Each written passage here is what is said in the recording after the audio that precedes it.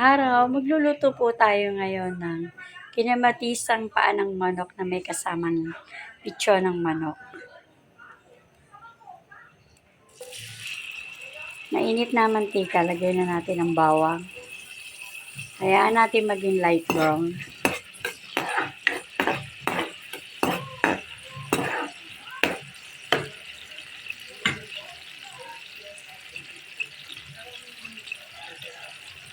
Luto na ang bawang.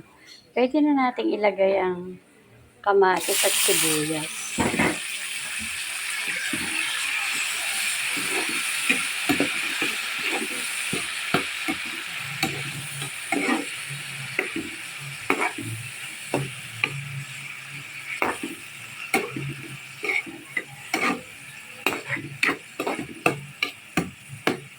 Lutuin muna natin ang gusto ang kamatis.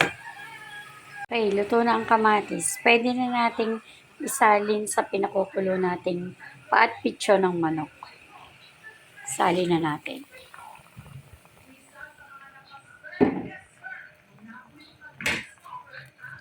Haluin natin.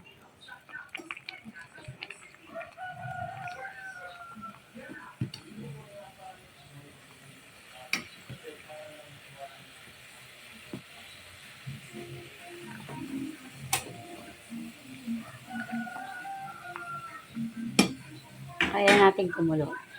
Lagyan na natin ng Knorr cubes, betching. Okay na, malambot na. Pwede na natin ilagay ang talong. Pwede na natin ilagay ang kangkong, sili.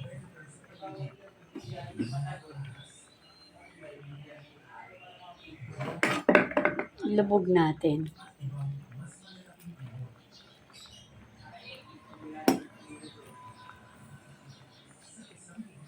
Hayaan nating maluto ang kangkong. Luto na ang kinamatisang paa ng manok at pitso ng manok. Pwede na tayong kumain. Kain na po tayo.